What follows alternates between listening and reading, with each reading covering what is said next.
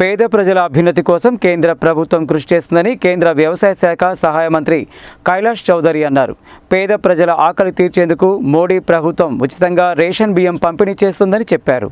శుక్రవారం నల్గొండలోని బీజేపీ జిల్లా కార్యాలయంలో ఏర్పాటు చేసిన మీడియా సమావేశంలో ఆయన మాట్లాడారు.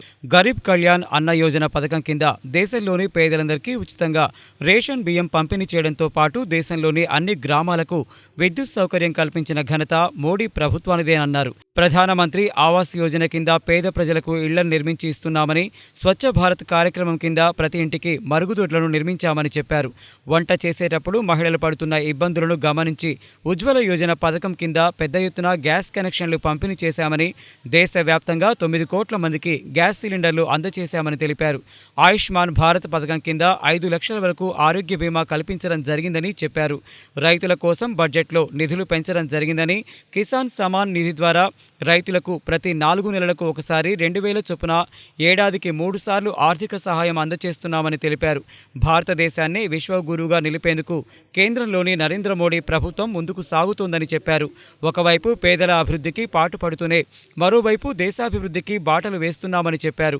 మీడియా సమావేశంలో బీజేపీ రాష్ట్ర ప్రధాన కార్యదర్శి ప్రేమేందర్ రెడ్డి, రాష్ట్ర ఉపాధ్యక్షుడు సంకినేని వెంకటేశ్వరరావు, నల్గొండ జిల్లా ఇన్ఛార్జి ఆర్ ప్రదీప్ కుమార్, సహ ఇన్ఛార్జి గోపి, సూర్యాపేట జిల్లా అధ్యక్షుడు బొబ్బ భాగిరెడ్డి, బీజేపీ కిసాన్ మోర్చా జాతీయ కార్యవర్గ సభ్యుడు గోలి మధుసూదన్ రెడ్డి, బీజేపీ రాష్ట్ర కార్యవర్గ సభ్యుడు పల్లెబైన శ్యామ్ సుందర్ యాదవ్, నూకల్ నరసింహారెడ్డి, గట్టు శ్రీకాంత్ రెడ్డి, నిమ్మల రాజశేఖర్ రెడ్డి, ఎడ్ల రమేష్, చెనగోని రాములు, శ్రీ రామోజు షణ్ముఖాచారి, లాలు నాయక్, కళ్యాణ్ నాయక్, నిమ్మల రాజశేఖర్ రెడ్డి, ఎడ్ల రమేష్, యాదగిరిచారి, పాలకూరి రవిగౌడ్ తదితరులు ఉన్నారు.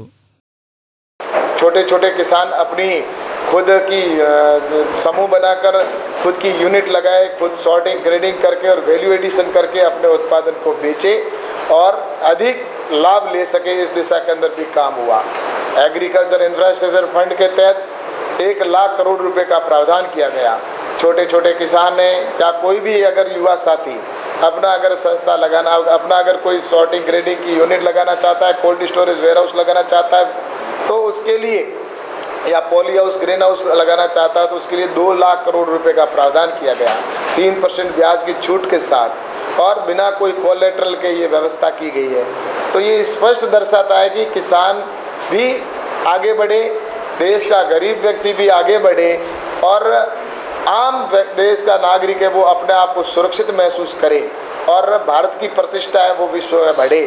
इस दृष्टि से देखा जाए तो आज जो वादे किए थे, चाहे धारा 370 हटाने का विषय हो, चाहे भगवान श्री राम का मंदिर का फैसला सर्वसम्मति से आने का विषय हो, आज सीए का कानून जिसमें पाकिस्तान बांग्लादेश के अंदर और जो रहने वाले लोग हैं अल्पसंख्यक उनको यहाँ पर नागरिकता देने की बात हो, ऐसे जो कानून है या 3 तलाक का विषय है, इन सारे कानूनों को जो लाने का काम और धारा 370 जैसा लंबे समय से जो जनता की मांग थी उस मांग को पूरा करना, तो ये स्पष्ट होता है कि अब भारतमाला योजना जैसी योजना बनी है, देश के चारों तरफ सड़कें बनाई जा रही है, जो देश की सीमा के चारों ओर बनेगी उसी सड़क के ऊपर फाइटर प्लेन भी उतरेंगे.